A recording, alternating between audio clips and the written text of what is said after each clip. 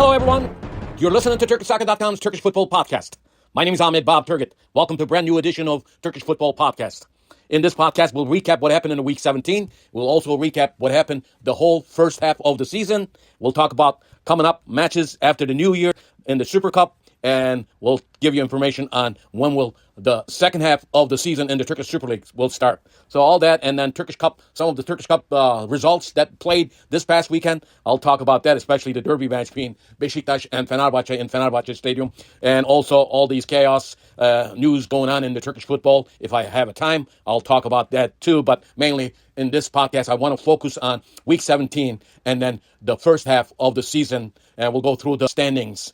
And I have pretty good information for you, so stay tuned for that. Also, wherever you listen to your podcast, listen to my podcast. Also, visit me on X at Turkish Soccer, and also on Facebook, Turkish Soccer, Turkish Football, and Instagram, Turkish Soccer. Thanks for listening. And right now, I know it is a Christmas holiday. I want to wish all my listeners who celebrate Christmas, wish them Merry Christmas, and wishing all of my listeners Happy New Year too. Well, in the Week 17, we had clash of Monday.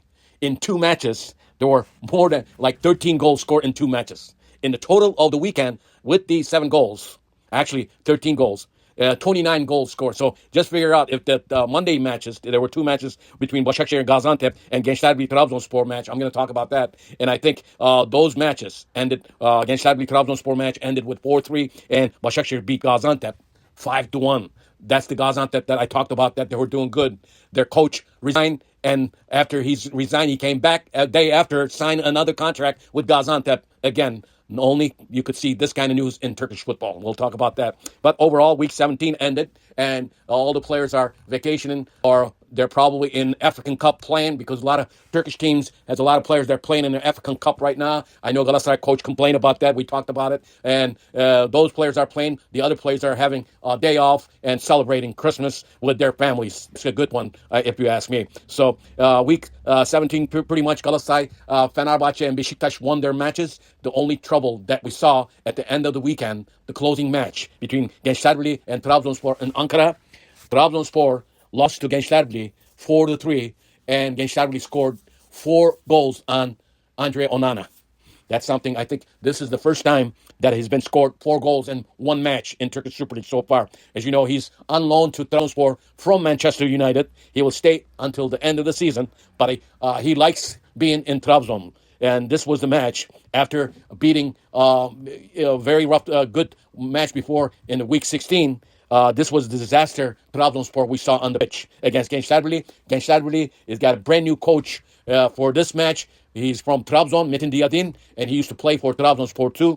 In his first match in the Turkish Super League, facing his former team, Trabzonspor, he won this match. So I think the players probably give their 150% on this match. It was probably the most exciting match that we saw at the end of the first half of the season. And Monday, closing match, another match. As I said, Başakşehir at home beat Gaziantep 5-1. That was another huge score. Beşiktaş beat Rizespor at home with only 1 goal, 1-0. And Fenerbahçe beat Eyüpspor 3-0. And Galatasaray at home beat Kasımpaşa 3-0. And Icardi, again, scoring goals. Even though he's been starting lately, he's still overrated, if you ask me. But somehow, until the end of the match, almost end of the match, he scored that goal. And I think after missing many chances in the first half and second half, Icardi, again, loved by Galatasaray fans. So overall, Week 17 ended. But I think I'm going to talk about this when I standings. There's going to be teams that I want to talk about it. And I want to talk about a couple players. And let's do that right now as we finish the first half of the season. This was the last weekend matches in the 2025 and year 2026. We'll start with the brand new second half of the season in the Turkish Super League. After the Week 17, Galatasaray, the top team in the Turkish Super League with 42 points, is in the first place. The second place team, that is the only unbeaten team right now in the Turkish Super League, Fenerbahçe, has not lost any matches. They're in second with 39 points. So the gap on top is 3 points. After Trabzonspor losing to Gençlerbirliği, they the gap between Trabzonspor and Fenerbahçe is now 3 points, and they were in the second place just 2 weeks ago. They dropped down to third place. They are with 36 points. The fourth place team from my hometown, İzmir Göztepe, is with 32 points, and they're in fourth place. Fifth place team, Beşiktaş, one of the most disappointing team this season. Beşiktaş in 5th place with 29 points. 6th place team, the team that represents Turkey in the Euro Conference League, Samsunspor with 25 points. And we have 7th place team, Başakşehir with 23 points. And Kocaelispor, that is the team that I want to talk about. They have 23 points, ladies and gentlemen. That is the team that I want to talk most impressed team, if you ask me, this season. With a rookie coach, Selçuk İnan, who used to play for Turkish national team, also for Galatasaray. In the 7th weekend ended, they had only 2 points. At the end of 7th weekend in the Turkish Super League, Kocaelispor was with only 2 points. Since then, after 10 weeks, they collected 21 points, straight 21 points in the last 10 weeks. That is same with Galatasaray and Trabzonspor. In the last 10 weekends, Galatasaray, Trabzonspor, and Kocaelispor collected 21 points, and Kocaelispor is probably the most improved team since the 7th weekend. Congratulations to Kocaelispor and their rookie coach, Selçuk İnan. He did a very good job in their last 10 matches. Again, in the 7th weekend, they had only 2 points. Now, they are with 23 points, and they are in 8th place in the Turkish Super League.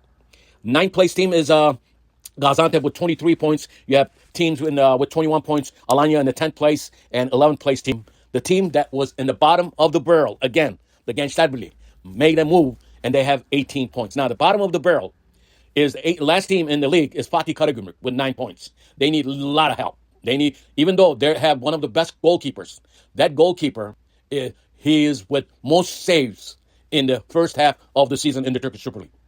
And they're only with 9 points, though. The 17th place team, Eyüpspor, with 13 points.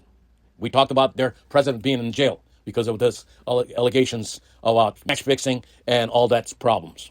Kayserispor is in 6th place with 15. There are 2 other teams with 15 points. Antalyaspor with 15 points. Kasımpaşa with 15. And Konyaspor with 17. Rizespor with 18. Now, I'm going to tell you one thing. Other than Fatih Karagümrük, in the second half of the season, if these teams with 13, 15, 18, 17 points, even like the team Alanyaspor with 21 points, if they don't win their matches, they are right now in the danger zone.